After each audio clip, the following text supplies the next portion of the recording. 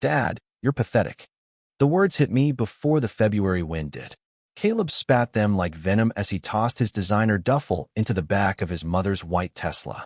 Mom's husband just bought me a $95,000 BMW for my birthday, he said, glancing at me with disgust. You couldn't even afford Applebee's. I stood there on the driveway, clutching a wrapped gift that suddenly felt like a joke. My breath fogged in the cold, but nothing was colder than the way my son looked at me, like I was some failed extra in the movie of his new life. From the doorway, Grant Davenport leaned against the frame, a smirk bending the corners of his polished face. He wore money the way other men wore confidence, like it was made for him. Jack, Laura said softly, stepping out beside him. Maybe you should go? This is Caleb's special day, and I don't want any drama. Drama? My voice cracked. I'm his father, Laura. I just wanted to give him his gift. Grant walked toward us, calm and deliberate, his Italian shoes tapping against the cobblestone like punctuation. He rested a hand on Caleb's shoulder. The boy's made his choice, he said. He's living here full-time now. My lawyers will send the paperwork. You can't just take my son. Nobody's taking anything, Grant said smoothly. Caleb deserves stability, opportunity, a father figure who can provide both. Caleb didn't even look at me. He was too busy showing his friends the interior of his BMW on a live stream, bragging about the heated seats and surround sound. Every feature he mentioned was another nail in the coffin of what used to be our bond. Caleb, I said, stepping closer. Can we talk? Just 5 minutes. Please. He turned, finally meeting my eyes. There's nothing to talk about, Dad. You lost your business. You lost our house. You lost Mom. Now you're losing me. The crowd of teens around the Tesla went quiet, phones lifted, recording my humiliation like it was entertainment. By morning, I'd be a viral clip, the broke dad who couldn't compete with the rich stepdad. I swallowed hard, trying to speak, but the words tangled in my throat. The $200 gaming headset I'd worked 3 months to buy felt like a brick in my hands. He didn't even notice it. Grant placed a hand on my shoulder, firm and final. Let it go, Jack. The court listens to 16-year-olds. I walked back to my car in silence, feeling every year of failure pressing down on my back. My 2011 Honda Accord sat at the edge of their circular drive, flanked by Bentleys and Teslas, looking like a rusted memory parked in front of someone else's dream. I started the engine, but didn't drive off right away. Through the rearview mirror, I watched my son laugh with Grant, sliding behind the wheel of that BMW, sunlight bouncing off its hood like it was built to blind men like me. That was the moment something in me cracked. Not the kind of break that ends you, but the kind that begins to rearrange everything you thought you knew about life. My name's Jack Renshaw, and 10 years ago, I thought I had everything figured out. A business, a family, a future. I built Renshaw Plumbing Supply from nothing. 12 employees, 2 trucks, steady contracts. The kind of small-town success that made you feel safe. Too safe. Then came 2021. 1 canceled contract, 1 bankrupt client, 1 competitor with corporate pricing, and suddenly, I was watching 20 years of work dissolve in 6 months. Bankruptcy, foreclosure, divorce. Laura said I'd stop trying. Maybe she was right. When you've told good men, your friends, that you can't make payroll, something in you dies quietly. After the divorce, I moved into a 1-bedroom apartment above Chen's Chinese kitchen in Columbus. The smell of sesame oil and fried rice became my alarm clock. I stuffed towels in the window cracks in winter and prayed my ancient AC unit would make it through July. I started driving Uber to get by, told myself it was temporary. 3 years later, it was my life. I drove college kids, business execs, and teenagers who looked like my son to places I couldn't afford anymore. They barely saw me, just another invisible man with a steering wheel. Still, I circled February 15th on my calendar, Caleb's 16th birthday. I saved every spare dollar to buy him that gaming headset. It wasn't much, but it was what I could give. Love, not luxury. And he threw it back in my face. I told myself it didn't matter, but it did. It mattered more than I could admit. Because that day, the day my son rejected me, I found out my life was about to change forever. A week later, I got a letter from a law firm in Dayton. They said my late father, Henry Renshaw, had an estate under federal review, something about patents and withheld royalties. My father, the man my mother always called a foolish dreamer, The one who died when I was 7, tinkering with useless inventions in our garage. Turns out, those inventions weren't so useless. The government had been sitting on something he built, something classified for decades. And now, it was being released. My father's estate was worth $267 million. But there was one condition. To claim it, I'd have to finish what he started.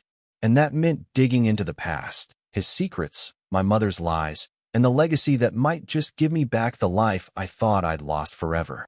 What I didn't know then was that this wasn't just about money.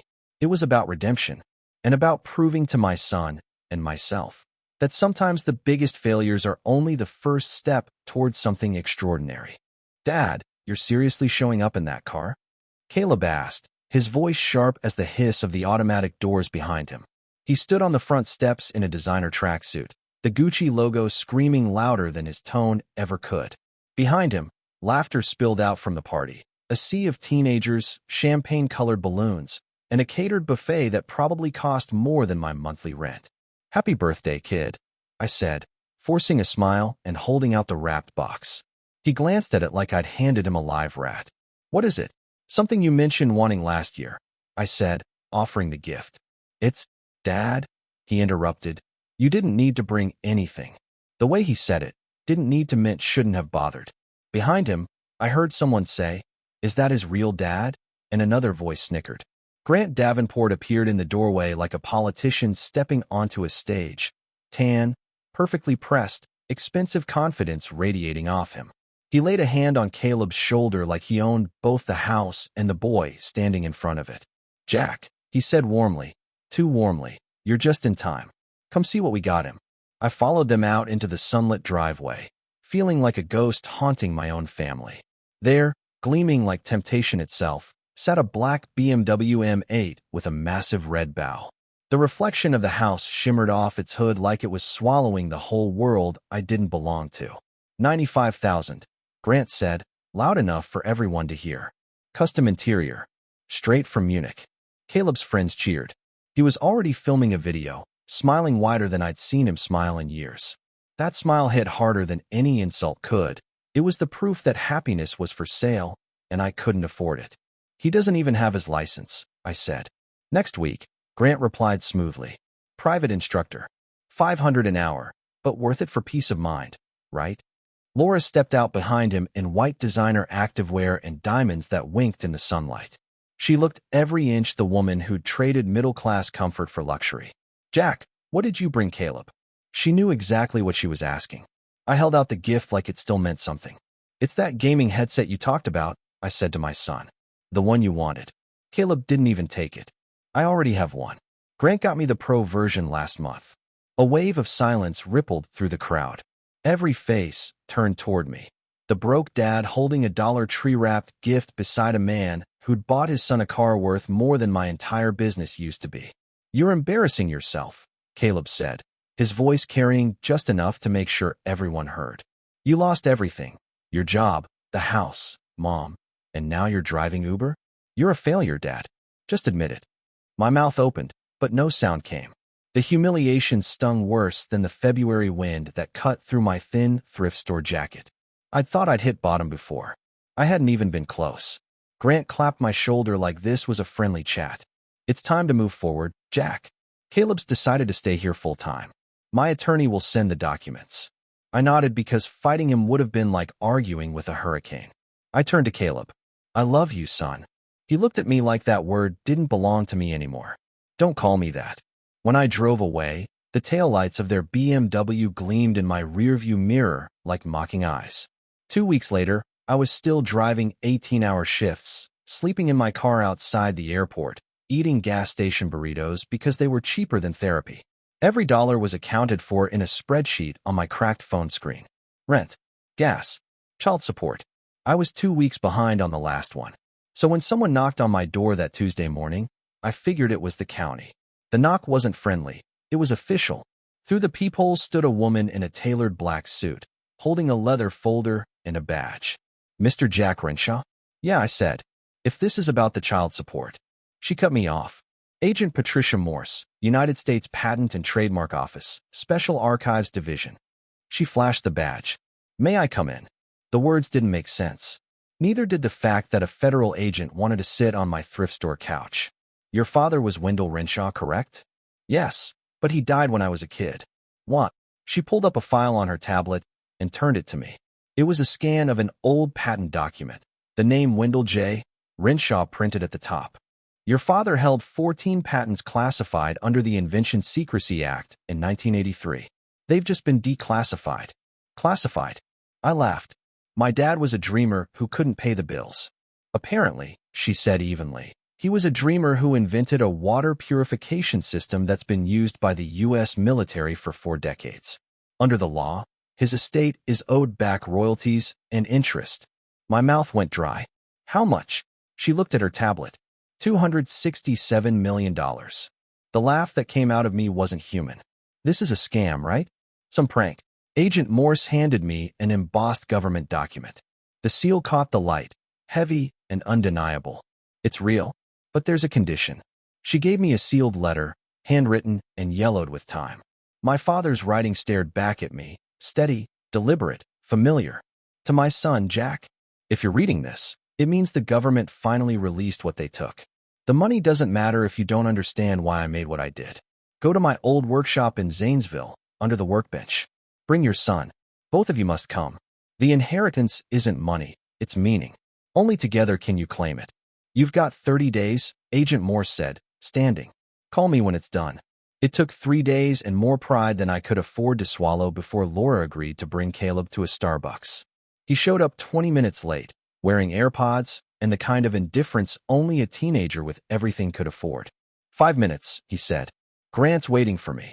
Your grandfather left something, I told him. We need to find it together. Grandpa's been dead for decades, he scoffed. What could he possibly leave us?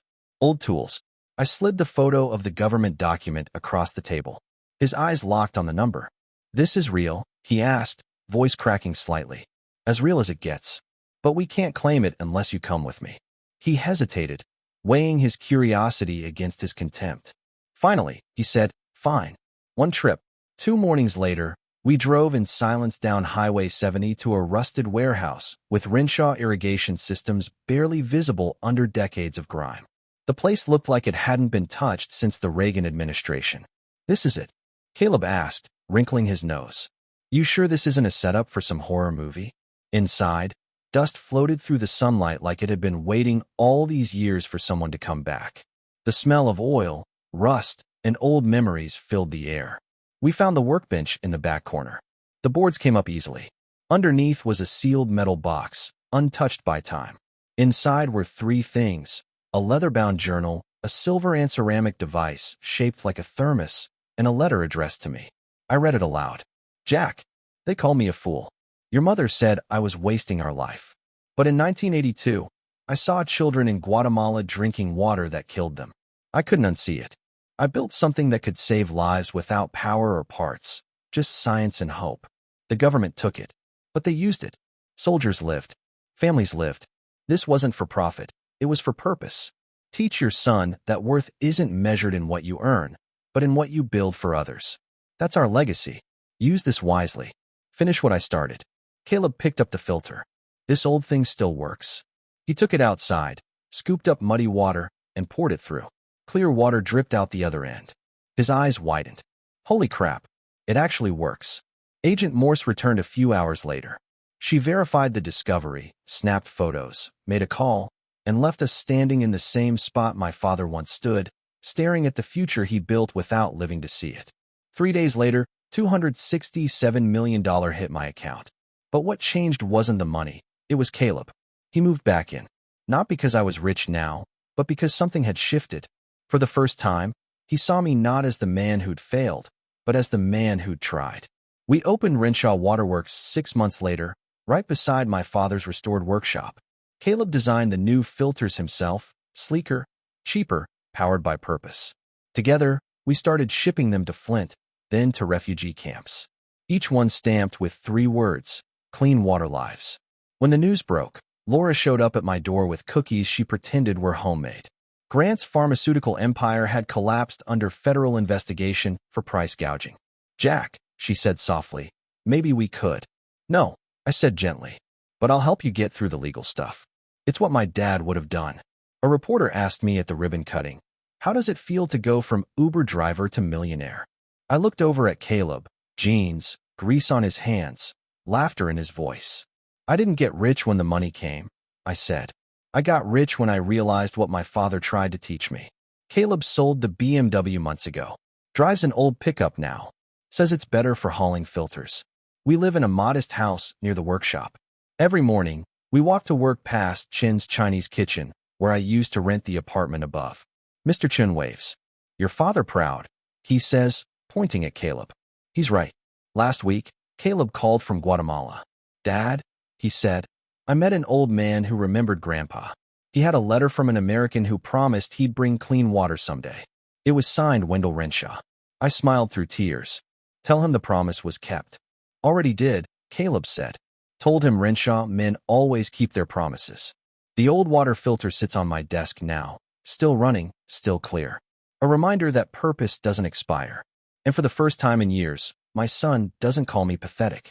He just calls me Dad.